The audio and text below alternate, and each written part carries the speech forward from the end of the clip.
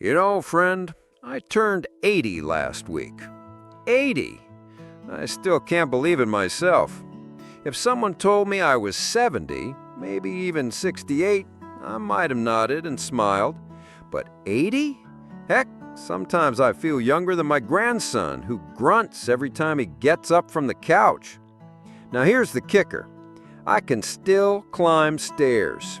No wheezing, no pausing at every landing like I'm about to recite a Shakespearean monologue, just one foot after the other, smooth like butter on a hot pancake. And believe me, that one simple motion, going up and down stairs, might be the golden key to keeping your body 10 years younger, especially if you're between 65 and 80. Sounds wild, right? But let me tell you a story. Back in my early 60s, I moved into this 2-story house with my late wife, Nora. Everyone told me it was a bad idea. "Paul," they said, "what happens when your knees start giving out? What if you need one of those stair lifts?" At the time, I laughed. I told them, if I ever need a stair lift, make sure it has a rocket booster and comes with snacks. They didn't laugh, but I sure did. Then 70 came, 75, 78, now 80. And I'm still taking those stairs like I'm chasing after an ice cream truck. Not because I have to, but because I can. You want to know the secret? Don't you? All right, lean in closer, friend. This ain't no fairy dust or youth potion. It's just a mix of habit, stubbornness, a little bit of pride, and a whole lot of stairs. Every time I go up or down those stairs, I remind my body who's boss. My heart beats a little faster, my legs stay strong, and my balance, well, let's just say I haven't tumbled down like a sack of potatoes yet. Doctors might tell you that climbing stairs is great cardio, good for your joints, builds muscle, keeps your bones dense. That's true and all, but they forget to mention the most important part. It keeps you feeling alive. I mean, come on, what feels more triumphant than reaching the top of the stairs with groceries in one hand and your cat in the other? Okay, I don't own a cat, but you get the picture. Now here's another thing I want to share with you. If you can climb a flight of stairs without stopping, your biological age might be 5 to 10 years younger than your real age. That ain't just me talking. Scientists have said it too. Something about VO2 max and oxygen efficiency, but I say it just means your heart's still dancing and your lungs are still singing. Back when I was 74, my daughter bought me a smartwatch. Said it tracked my steps and heart rate. What it really did was track how often I walked to the fridge. But one day it buzzed and told me, "You've climbed 20 flights today." I stared at it like it owed me money. I didn't even realize I'd done that much. You see, friend, when climbing stairs becomes a part of your day, like brushing your teeth or yelling at the TV during the news, you stop thinking of it as exercise. It's just you being strong, capable, unstoppable. And let's not forget about balance. Balance is the unsung hero of climbing stairs. Climbing stairs forces your body to stabilize, to adjust, to keep you from toppling over like a tipsy flamingo. Every step you take is like whispering to your bones, "Hold steady, old friend. We're still in this together." Now you might be wondering, what if I got bad knees, Paul? I hear you, and believe me, I've had my days where my knees sounded like an orchestra popping bubble wrap. But you gotta start small. Maybe 5 steps, maybe 10. Hold on to the railing. Use both feet for one step if you need to, but do it. Because every time you say, "Not today," your muscles hear, "Time to retire." But every time you say, "Let's give it a go," your body says, "Heck yeah, let's party." And speaking of partying, let me take a quick moment and say this. If you're enjoying this little heart-to-heart, do me a favor, will you? Like this video, leave a comment telling me your age and how many stairs you've climbed today, and hey, hit that subscribe button. We're building a community here, a family, a tribe of strong, wise, stubborn folks who refuse to sit still and rot away. You in? All right, now where were we? Ah, yes, stairs, my favorite frenemy. You know how many fights Nora and I had that started at the bottom of the stairs? Too many to count. She'd yell, "Why didn't you put the laundry upstairs like I asked you?" I'd say, "Because I was conserving energy for lovemaking." She never found that funny. But here's what's really funny. After she passed, I kept climbing those stairs because it felt like she was still up there waiting for me. Every step reminded me of her nagging, her smile, her perfume, her ghost. And in a way, it made me stronger, not just physically, emotionally. I think that's what climbing stairs really teaches you. It's not just about muscle and lungs. It's about resilience, the grit to rise again and again, even when the weight of the world or gravity pulls you down.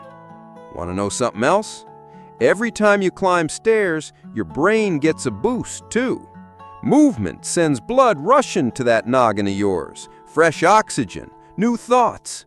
That's why some of my best ideas come halfway between floors.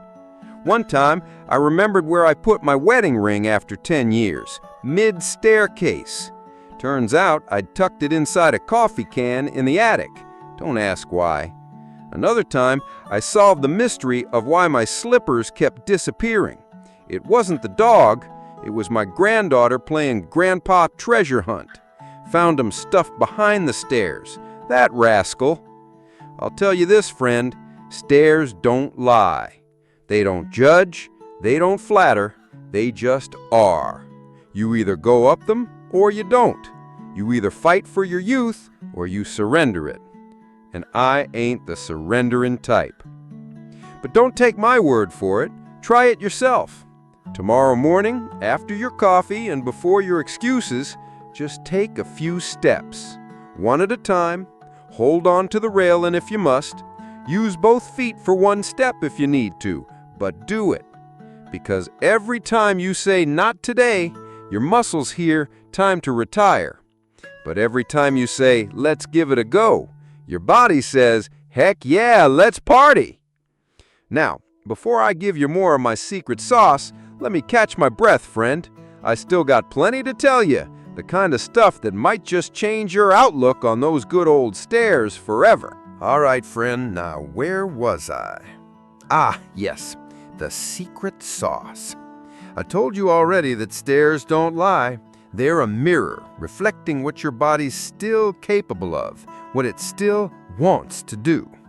Now let's talk about the magic that happens after you start climbing stairs regularly.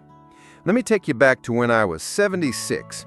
I had just come out of a sluggish phase, one of those months where everything hurts and everything feels like too much effort. Even peeling an orange felt like a chore. Then one morning I looked at myself in the mirror, shirtless, saggy, with a belly that looked like it swallowed a small watermelon.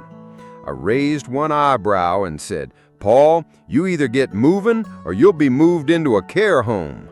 So I started with 5 steps, just 5, up, then down. My knees creaked, my breath sounded like an old steam engine. I cursed every step under my breath, but I did it. Next day, I did 6. Next week, 10.